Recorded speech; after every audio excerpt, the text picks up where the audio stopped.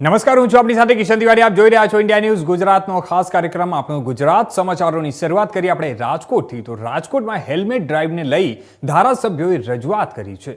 જે આપણે જણાવી હતી કે ગૃહ રાજ્યમંત્રી હર્ષ સંઘવીને ધારાસભ્યોએ રજૂઆત કરી છે. ઉદય કાનગડ, રમેશ ટીલાડા તથા ડોક્ટર દર્શિતા શાહે રજૂઆત કરી છે. ફરજિયાત હેલ્મેટ મુદ્દે રાજકોટના ધારાસભ્યો ગૃહમંત્રી હર્ષ સંઘવી સાથે મુલાકાત કરી છે. જણાવી દઈએ કે રાજકોટમાં કડકાઈથી ફરજિયાત હેલ્મેટ અમલવારીનો વિષય બન્યો છે. ત્યારે હેલ્મેટ જરૂરી છે, પણ કડકાઈથી અમલ યોગ્ય નહીં. રાજકોટના ધારાસભ્યો અમે ગૃહમંત્રીને મળ્યા છીએ. ગૃહમંત્રીએ અમને ખાતરી આપી છે કે દંડ દ્વારા અમલવારી નથી કરવી. આજ સવારથી જ ફૂલ આપીને રાજકોટની જનતાને સમજાવી રહ્યા છે. જાગૃતિ દ્વારા હેલ્મેટની અમલવારી કરાશે, દંડથી નહીં. ગઈકાલે રાજકોટમાં ફરજિયાત રાજકોટના લોકોને હેલ્મેટ પહેરવી એના માટે પોલીસ દ્વારા ડ્રાઈવ કરવામાં આવેલી અને સ્વાભાવિક છે કે 2 મહિનાથી આ અવેરનેસ માટેના કાર્યક્રમો ચાલતા હતા, પરંતુ એકાએક કડકાઈથી અમલ કરાવવાની જે વાત આવી એમાં રાજકોટની જનતા ખૂબ પરેશાન થઈ. ગઈકાલે ઘણા બધા રાજકોટના મીડિયાના મિત્રોના, રાજકોટના લોકોના ફોન આવ્યા અને ગઈકાલે સાંજે જ આપણા ગુજરાત સરકારના ગૃહ રાજ્યમંત્રી શ્રી હર્ષભાઈ સંઘવી સાથે મારે ટેલિફોનિક વાત થઈ કે રાજકોટમાં અત્યારે આ પરિસ્થિતિ છે, તો આમાં કંઈક વ્યવહારુ ઉકેલ આવે. હેલ્મેટ લોકોની સુરક્ષા માટે છે, પણ એનો જે અમલ કરવાની જે પદ્ધતિ છે એ લોકોમાં અવેરનેસ લઈ આવી, લોકોમાં જાગૃતતા ફેલાવી અને એનો અમલ કરાવવો જોઈએ. તો જે કાંઈ અત્યારે દંડ છે કે ફરજિયાત જે લોકો સાથે કડકાઈથી કામ લેવામાં આવે છે એ ન આવે. ત્યારે એમણે આજે બપોરના અત્યારે જ થોડીવાર પહેલાં જ રાજકોટના ધારાસભ્ય તરીકે હું, સાથી ધારાસભ્ય રમેશભાઈ ટીલાડા અને એવા ધારાસભ્ય શ્રી દર્શિતાબેન શાહ સાથે અમે ત્રણેય સાથે મળી ગૃહ રાજ્યમંત્રી શ્રી હર્ષભાઈ સંઘવીને રજૂઆત કરી અને એમણે પણ અમને ખાતરી આપી છે કે કોઈ પણ પ્રકારના દંડ દ્વારા આપણે લોકોને હેલ્મેટ પહેરતા નથી કરવા. લોકોમાં જાગૃતતા આવે અને આજ સવારથી જ લોકોને ફૂલ આપીને, પુષ્પ આપીને એક અવેરનેસના ભાગરૂપે આ અભિયાન ચાલુ કર્યું છે. પરંતુ લોકોને ફરજિયાતપણે કોઈ દંડ ઉઘરાવી અને આનો અમલ ન થાય તેવી અમને ખાતરી આપી છે કે અમારે એવી રીતે કોઈ આવા દંડ ઉઘરાવી અને લોકો જ્યારે ફરજિયાતપણે આવી રીતે એનો દંડ ઉઘરાવીને અમલ નથી કરવાનો. તો રાજકોટની જનતા ને પણ વિનંતી છે કે છેવટે હેલ્મેટ છે એ આપણી સુરક્ષા માટે છે. એના દંડથી કોઈ સરકારને કોઈ એવી આવક કે કોઈ આવક માટેનું એ માધ્યમ નથી, પરંતુ સમગ્ર દેશમાં હેલ્મેટ એક સુરક્ષાનું માધ્યમ છે. તો એના માટે લોકોમાં અવેરનેસ અને લોકોમાં જાગૃતિ દ્વારા હેલ્મેટ પહેરાવવામાં આવે, નહીં કે કોઈ કાયદાની કે દંડની રકમની કડક અમલવારી કરીને.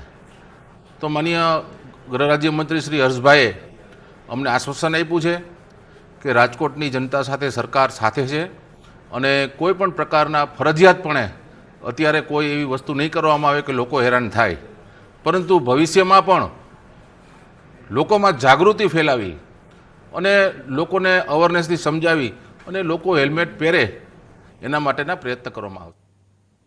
સમાચારોમાં હવે આ તરફ આપણે આગળ વાત કરીએ બોટાદની. તો બોટાદના ધારાસભ્ય ઉમેશ મકવાણાનું નિવેદન સામે આવ્યું છે. જ્યાં જણાવી દઈએ કે ગૃહમાં મુખ્યમંત્રી દ્વારા ઓપરેશન સિંદૂરને લઈ અભિનંદન પ્રસ્તાવ રજૂ કરાયો. દેશના જવાનો પોતાનો જીવ જોખમમાં મૂકી અને રક્ષણ કરે છે. માજી સૈનિકો પોતાના હક અધિકાર માટે આંદોલન કરી રહ્યા છે. ગુજરાતમાં માજી સૈનિકો માટે અલગ મંત્રાલય નથી અથવા નોકરીમાં અનામત મળતું નથી. મારી માંગ છે કે અલગ મંત્રાલય અથવા નોકરીમાં અનામત મળે. શહીદ જવાનોને 1 કરોડની રકમ આપવાની પણ માંગ કરવામાં આવી છે. વિધાનસભા ગૃહની અંદર માનનીય મુખ્યમંત્રી શ્રી દ્વારા એક અભિનંદન પ્રસ્તાવ લઈને આવ્યા હતા ઓપરેશન સિંદૂરને લઈને, જે આપણા સૈનિકો દ્વારા જે એર સ્ટ્રાઇક કરી અને આતંકવાદીઓનો પાકિસ્તાનની અંદર 100 કિલોમીટર અંદર કરી અને પાકિસ્તાનના જે આતંકવાદી ઠિકાણાઓ પર નેસ્તનાબૂદ કરવામાં આવ્યો હતો, એનો અભિનંદન પ્રસ્તાવ હતો. એને ધારાસભ્ય તરીકે મારું સમર્થન આપવામાં આવ્યું છે. પણ સાથોસાથ એ પણ રાજ્ય સરકારને એક સૂચન પણ કરવામાં આવ્યું છે કે ભાઈ આપણા દેશના જવાનો જે રીતના પોતાનો જીવ જોખમમાં મૂકી અને આપણા દેશનું રક્ષણ કરે છે, પણ જ્યારે તમે જોયું છે કે આપણા ગુજરાતની અંદર મોટાભાગના માજી સૈનિકો પોતાના હક અધિકાર માટે આંદોલન કરી રહ્યા છે છેલ્લા બે વર્ષથી. એમાં જોયું છે કે તમે મોટાભાગના રાજ્યોની અંદર માજી સૈનિકોનું અલગ મંત્રાલય હોય છે, ગુજરાતમાં નથી. માજી સૈનિકોને તમે જોયું છે કે ભાઈ સરકારી નોકરીમાં અનામત આપવામાં આવે છે, પણ ગુજરાતમાં ક્યાંક ને ક્યાંક અંશે એ અનામતનું પાલન કરવામાં નથી આવતું. એના માટે મેં રાજ્ય સરકારને, ગુજરાતની સરકારને આ સૂચન કર્યું હતું ભાઈ આપણા સૈનિકોને પણ અલગથી મંત્રાલય આપવામાં આવે, અલગથી એને સરકારી નોકરીમાં અનામત આપવામાં આવે, જેથી કરીને આપણા જે દેશના જવાનો છે એનું મનોબળ વધી જાય અને સાથોસાથ જે આપણા ગુજરાતના જે શહીદો થાય છે તો એને 1 કરોડનું વળતર પણ આપવામાં આવે, જે અન્ય રાજ્યોમાં આપવામાં આવે છે. તો આ પ્રસ્તાવને મેં ધારાસભ્ય તરીકે સમર્થન આપ્યું હતું. પણ જે આપણા દેશ માટે પોતાનું બલિદાન આપે છે, જેના કારણે આ ઓપરેશનો આપણે કરી રહ્યા છીએ, એ જવાનો ગુજરાતમાં આંદોલન ન કરે અને એની તમામ માંગો સ્વીકારાય એવી એક માંગણી કરી. તો સમાચારોમાં આગળ હવે આ તરફ આપણે વાત કરીએ સાબરકાંઠાની. તો હિંમતનગર બસ સ્ટેશન ખાતે આજે 6 મિની બસને લીલી ઝંડી આપવામાં આવી છે. ખાસ કરીને વિદ્યાર્થીઓને અવરજવર માટે મુશ્કેલી ન પડે તે હેતુસર બસ શરૂ કરાઈ છે. અમુક બસને રિપ્લેસ કરી અને નવીન બસ મુકાઈ છે. નગરપાલિકાને ડેપો મેનેજર દ્વારા બસને લીલી ઝંડી આપી શરૂઆત કરવામાં આવી છે. જણાવી દઈએ કે હવે વિદ્યાર્થીઓને નવી મિની બસમાં મુસાફરી કરવા મળશે.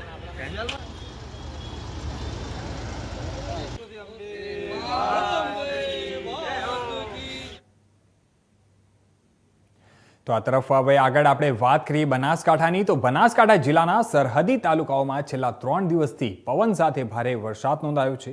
ખાસ કરીને સુઈગામ, ભાભર, વાવ અને થરાદ તાલુકામાં વરસાદને કારણે ગામડાઓમાં પાણી ભરાવા સાથે નાગરિકો મુશ્કેલીમાં મુકાયા હતા. ત્યારે આજે વરસાદનું જોર ઘટ્યું છે તથા સ્થિતિ સામાન્ય થઈ રહી છે.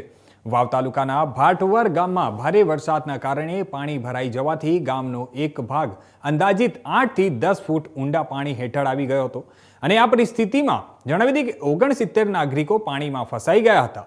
ઘટનાની જાણ થતાં જ કલેક્ટર મિહિર પટેલના માર્ગદર્શન હેઠળ પ્રાંત અધિકારી થરાદ તથા એસડીઆરએફની ટીમ તાત્કાલિક ઘટના સ્થળે પહોંચી હતી.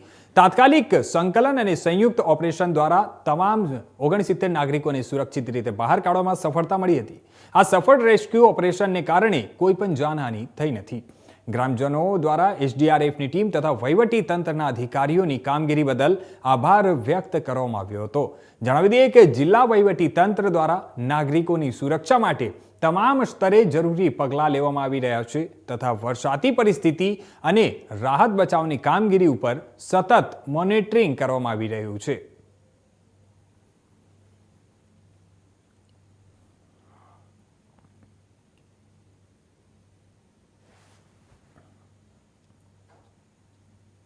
તો આ તરફ આગળ હવે સમાચારોમાં આપણે વાત કરીએ કચ્છની. તો કચ્છમાં પડેલા સારા વરસાદના કારણે ભુજનું ઐતિહાસિક હમીરસર તળાવ ઓવરફ્લો થયો છે. હમીરસર તળાવ ઓવરફ્લો થતાં પરંપરા મુજબ વધાવવામાં આવ્યું હતું. ભુજ નગરપાલિકા પ્રમુખ રશ્મિબેન સોલંકીના હસ્તે શાસ્ત્રોક્ત વિધિ મુજબ હમીરસર તળાવને વધાવ્યું હતું. કચ્છ જિલ્લામાં મેઘરાજા મન મૂકીને વરસ્યા છે. ભુજ શહેર મધ્યે આવેલું હમીરસર તળાવ ઓવરફ્લો થયું છે. ગુજરાત એકમાત્ર એવું તળાવ છે જ્યાં ઓવરફ્લો થયા બાદ સરકારી કચેરીમાં જાહેર રજા રાખવામાં આવી છે. આજે ભુજની તમામ સરકારી કચેરી અને શાળા કોલેજમાં રજા રાખવામાં આવી હતી. જણાવી દઈએ કે રાજાશાહી સમયથી આ હમીરસર તળાવનું મહત્વ છે. સતત 4થા વર્ષે હમીરસર તળાવ ઓવરફ્લો થતા ભુજ અને સમગ્ર કચ્છ વાસીઓમાં આનંદ અને ખુશીનો માહોલ જોવા મળ્યો હતો.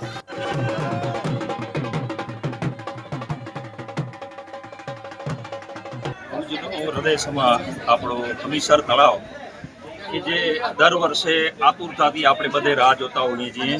ભુજને સમગ્ર કચ્છવાસીઓ કે વરસાદની સિઝન હોય ત્યારે અચૂક એકબીજાને આપ લે આપણે કરતા હોઈએ કે હમીરસર ભરાણું તો ગઈકાલે જ આપણી આતુરતાનો અંત આવી ગયો. આપણો હૃદયસમા હમીસર તળાવ ઓગની ગયું અને ભુજ નગરપાલિકાની ટીમ આજે સવારે જ વાજતે ગાજતે સૌ નગરજનો સાથે, નગરપાલિકાના સૌ હોદ્દેદારો, પ્રમુખ, કારોબારી ચેરમેન અને તમામ સદસ્ય અમારા સાથે વાજતે ગાજતે પ્રજાજનો સાથે હમીસર તળાવના વધામણા કર્યા. હમીસર તળાવ વધાઈ અને ભુજ શહેરની તમામ પ્રજાને, જનતાને હું ખૂબ ખૂબ શુભેચ્છાઓ પાઠવું છું. અને ભુજ શહેરનો આપણો હમીસર ઓગને ત્યારે એક વહીવટી તંત્ર દ્વારા ભુજ શહેરને એક વહીવટી તંત્ર રજા પણ જાહેર કરે છે. એ ગઈકાલે જ આપણે જાહેરનામું પણ બહાર પડી ગયો કલેક્ટર સાહેબનો. અને ભુજના તમામ નાગરિકોને ખૂબ ખૂબ હું શુભેચ્છા પાઠવું છું. આજ રોજ ભુજનું હમીસર તળાવ ઓગની ગયું અને લોકોનો એક હમીસર હૃદય સમૂહ હમીસર તળાવ છે એને આજે અમે વધાવ્યું. ભગવાને અમને આજે બીજી વારનો એક અવસર મળ્યો છે એટલે હું માતાજીની પણ ખૂબ ખૂબ આભારી છું કે આ ભુજના હમીસર તળાવ વધાવવાનો એક મોકો મળ્યો છે. અને ભુજના લોકો જે ઉત્સુક છે અને જે કલેક્ટરશ્રીએ આજને દિવસે જે જાહેર રજાની પરંપરાગત છે એની જે જાહેર રજા રાખી છે એટલે લોકોનો અનેરો આનંદ છે ને લોકો સારી રીતે સૌ એ માણી શકે. આજે મેં ભુજનું હમીસર તળાવ વધાવ્યું છે એના બદલ હું ભુજવાસીઓને બધાને ખૂબ ખૂબ શુભેચ્છા પાઠવું છું. જે વર્ષોથી પરંપરાગત છે કે નગરપાલિકાના નગરપતિ એ હમીસર તળાવને વધાવે છે. નગરપાલિકાથી વાજતે ગાજતે આવી અહીં નગરપાલિકાના સૌ હોદ્દેદારો, કાઉન્સિલર, ભાઈ બહેનો, શહેર સંગઠનના હોદ્દેદારો સૌ સાથે મળી અને એમના વધામણા કરીએ છીએ અને ઉત્સાહ ઉજવી. તો હવે આ તરફ આપણે વાત કરીએ રાજકોટની. તો રાજકોટ શહેરમાં મંગળવારે સૌરાષ્ટ્ર યુનિવર્સિટી કેમ્પસ રાજકીય ગરમાવોનું કેન્દ્ર બન્યું હતું. શહેર કોંગ્રેસ અને NSUI દ્વારા યુનિવર્સિટીની વિવિધ અનિયમિતતાઓ સામે ઉગ્ર વિરોધ પ્રદર્શન કરવામાં આવ્યું હતું. જ્યાં જણાવી દઈએ કે હાલ આ જે વિદ્યાર્થીઓ છે તે વિદ્યાર્થીઓના જણાવ્યા મુજબ સૌરાષ્ટ્ર યુનિવર્સિટીમાં ભરતી પ્રક્રિયામાં ભ્રષ્ટાચાર, PhD ગાઈડશીપમાં ગેરરીતિઓ અને યુનિવર્સિટી પ્રશાસનની ઢીલાશ જેવા અનેક મુદ્દાઓ સામે આંદોલન કરવામાં આવ્યું હતું. NSUIના કાર્યકરોનો આક્ષેપ હતો કે વિદ્યાર્થી હિતોની અવગણના થઈ રહી છે અને કૌભાંડોને છુપાવવામાં આવી રહ્યા છે. આ પ્રદર્શનને મોટા પાયે ટેકો મળ્યો હતો. કોંગ્રેસે આ મુદ્દાને રાજકીય લાભ માટે લપકવાનો પ્રયાસ પણ કર્યો હોવાનો આક્ષેપ પણ સામે આવ્યા છે. ત્યારે જણાવી દઈએ કે રાજકીય પાયાની હિલચાલ વચ્ચે વિદ્યાર્થી હિતના મુદ્દા રાજકારણમાં ફેરવાઈ ગયા હોવાના વિરોધીઓના અવાજ ઉઠ્યા છે. શહેર કોંગ્રેસ, જિલ્લા કોંગ્રેસ તેમજ પ્રદેશ કોંગ્રેસના અગ્રણીઓ ઉપસ્થિત રહ્યા હતા. અને સાથોસાથ જણાવી દઈએ કે વિદ્યાર્થીઓએ જણાવ્યું હતું કે 2000થી વધુ વિદ્યાર્થીઓ આ વિરોધ પ્રદર્શનમાં જોડાયા હતા. કેમ્પસમાં મોટા પાયે સૂત્રોચ્ચાર થયા અને પ્રશાસન સામે કડક આક્ષેપો કરવામાં આવ્યા હતા.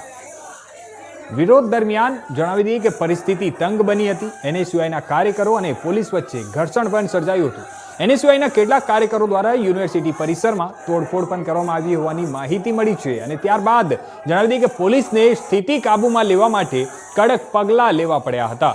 અને આ તરફ આપણે વાત કરીએ તો કોંગ્રેસ અને NSUIના આગેવાનો દ્વારા સીધા સૌરાષ્ટ્ર યુનિવર્સિટીના કુલપતિને મળીને રજૂઆત કરવાનો પ્રયાસ કરવામાં આવ્યો હતો, પરંતુ પોલીસ દ્વારા તેમને અટકાવવામાં આવ્યા હતા.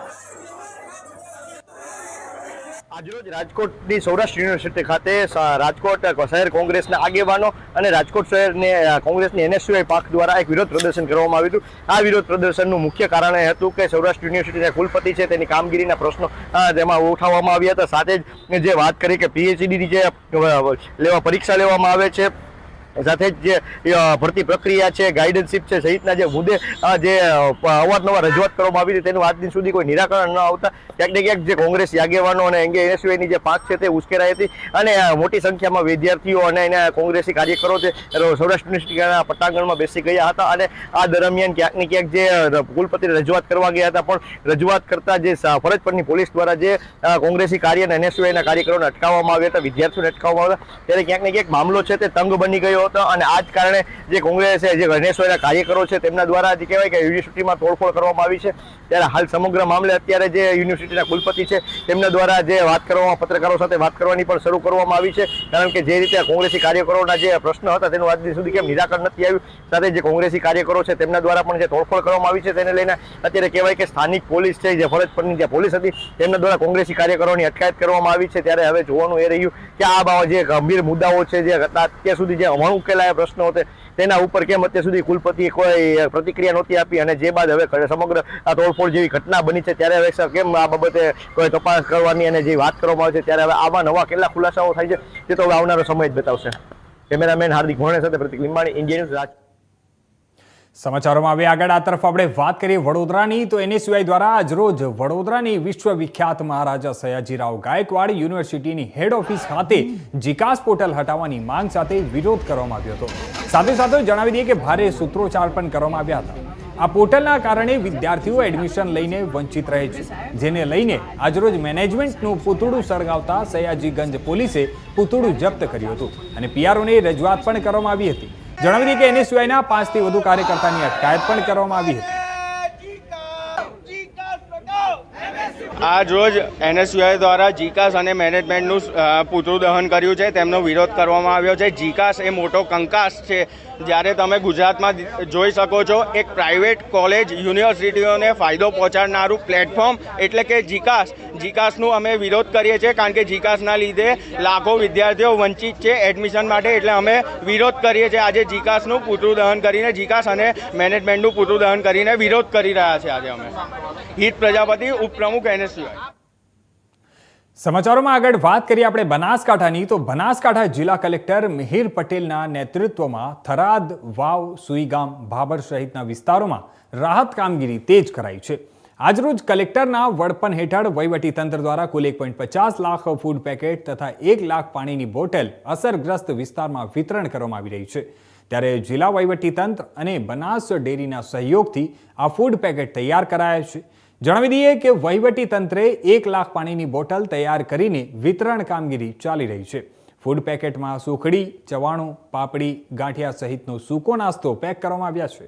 વરસાદમાં ફસાયેલા જરૂરિયાતમંદ લોકોને આ ફૂડ પેકેટ અને પાણીનું વિતરણ કરવામાં આવી રહ્યું છે. ગઈકાલે સાંજે થરાદ અને આજુબાજુના વિસ્તારમાં 3000 જેટલા પૂરગ્રસ્ત નાગરિકોને ભોજન મળી રહે તે માટે દૂધ શીત કેન્દ્ર ખાતે તાત્કાલિક રસોડું શરૂ કરી અને ભોજન વિતરણ કરાયું હતું. આજે પણ અંદાજે 3000થી વધુ લોકોને ભોજન પૂરું પાડવામાં આવી રહ્યું છે.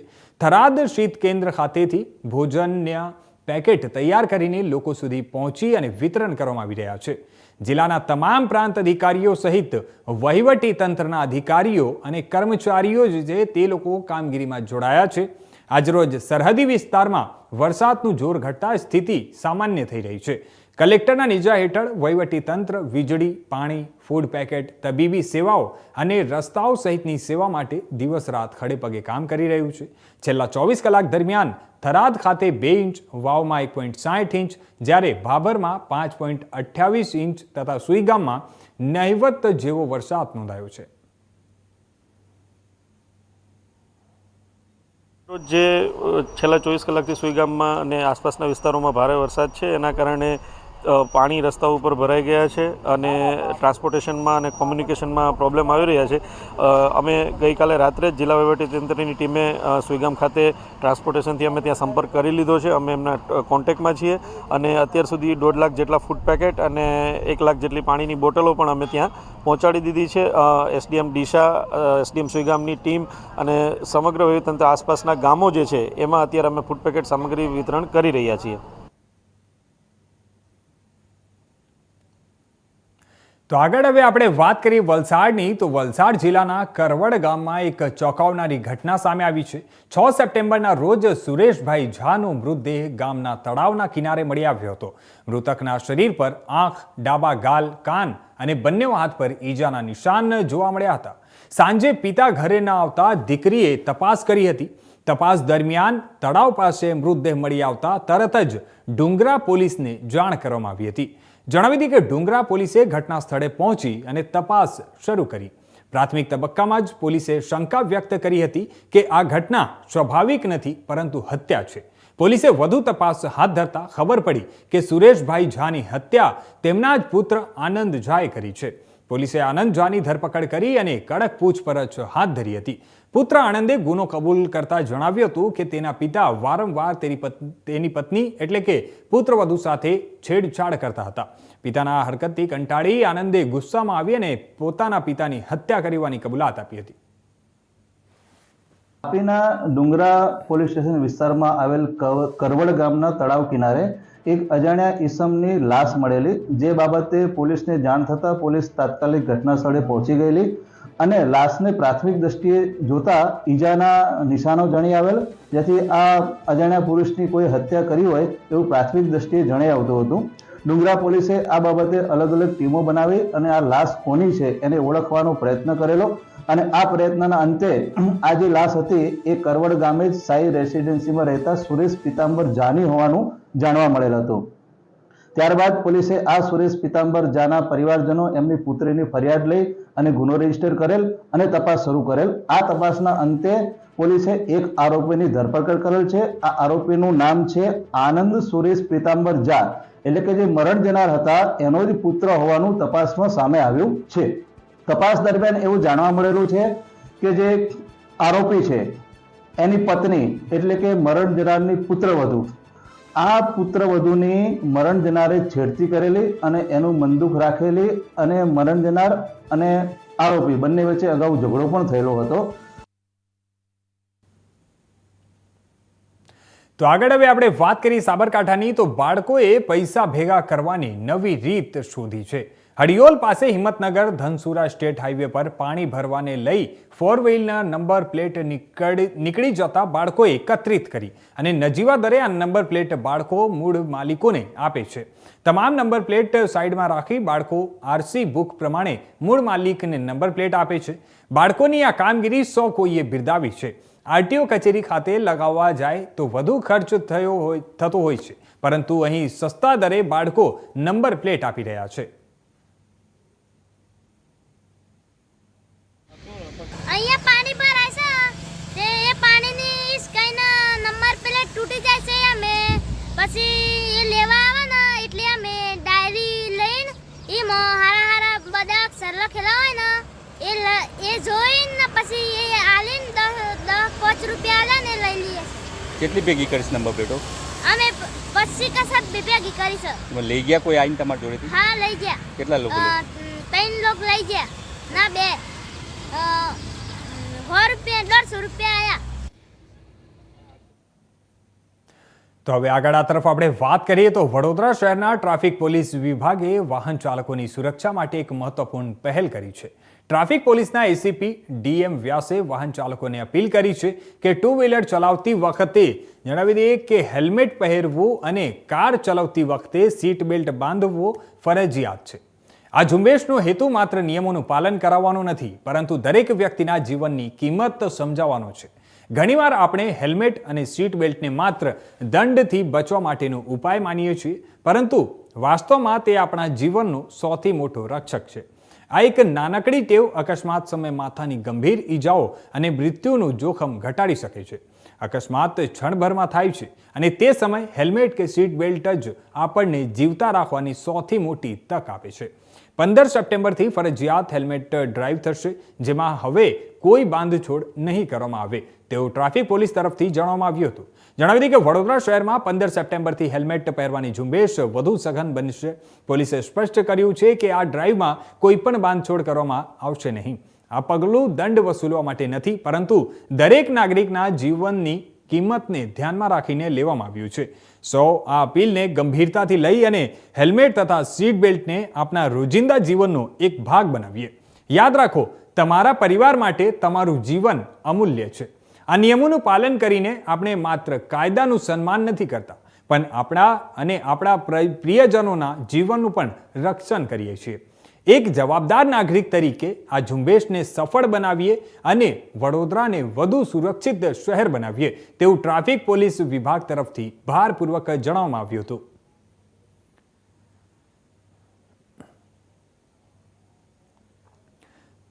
તો હાલ જણાવી દઈએ કે સમગ્ર ગુજરાતમાં હેલ્મેટ જે ફરજિયાત કરવામાં આવી છે તેને લઈને વડોદરાથી આ સમાચાર સામે આવી રહ્યા છે.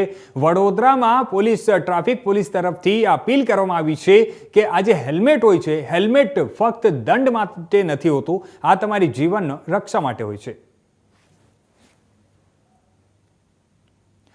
સમાચારોમાં આગળ વાત કરીએ આપણે તો વલસાડ શહેરમાં આ વર્ષે ચતુર્માસને અનોખી અને ઐતિહાસિક છાપ મળી છે. શહેરના ઉપાશ્રયોમાં વિવિધ જૈન તપસ્વીઓ દ્વારા કરવામાં આવતા ઉપવાસ આયંબિલ અને તપના પ્રયોગોથી સમગ્ર વિસ્તાર ભક્તિમય વાતાવરણમાં ડૂબી ગયો છે. ચતુર્માસ દરમિયાન શ્રાવિકાઓની વિશાળ સંખ્યામાં હાજરી જોવા મળી રહી છે, જેના કારણે ઉપાશ્રયોમાં ધાર્મિક કાર્યક્રમોનો મેળાવડો લાગતો હોય છે તેમ દ્રશ્ય પણ સર્જાય છે. આ વર્ષે ખાસ કરીને કેટલાક જૈન સાધ્વીઓ દ્વારા લાંબા ગાળાના ઉપવાસ શરૂ કરવામાં આવ્યા છે. આ ઉપવાસો માત્ર ધાર્મિક શ્રદ્ધા જ નહીં પરંતુ આધ્યાત્મિક સંકલ્પનું પણ પ્રતીક બની રહ્યા છે. તપસ્વીઓના આ ઉપવાસને પ્રેરણારૂપ માનીને શહેરના અનેક ભક્તોએ પણ તપ અને નિયમોમાં ભાગ લીધો છે. તપસ્વીઓની પ્રેરણા અને સંકલ્પથી પ્રભાવિત થઈ મોટી સંખ્યામાં યુવાનો પણ ઉપવાસ, પ્રતિક્રમણ અને સામયિક અને જપ પાઠ જેવા નિયમોમાં જોડાઈ રહ્યા છે. ઉપાશ્રયોમાં રોજ સવારે સાંજે પ્રતિક્રમણ, ધાર્મિક પ્રવચનો અને ભક્તિ ગીતોના કાર્યક્રમ યોજાઈ રહ્યા છે. સંતો દ્વારા આપવામાં આવતા ઉપદેશોમાં અહિંસા, ત્યાગ અને સત્યના સિદ્ધાંતો પર ભાર મુકાઈ રહ્યો છે. તપસ્વીઓના ઉપવાસના કારણે ઉપાશ્રયમાં વિશેષ ધાર્મિક તેજસ્વીતા ફેલાઈ છે. સ્થાનિક જૈન સમાજે તપસ્વીઓના આ વિશેષ ચતુર્માસને ઐતિહાસિક ગણાવ્યું છે. ભક્તોએ જણાવ્યું છે કે આવી આધ્યાત્મિક ઘટનાઓ શહેર માટે ગૌરવની બાબત છે અને સમાજના યુવાનોને સંસ્કાર અને ધાર્મિક પ્રેરણા આપવા માટે ઉત્તમ અવસર છે.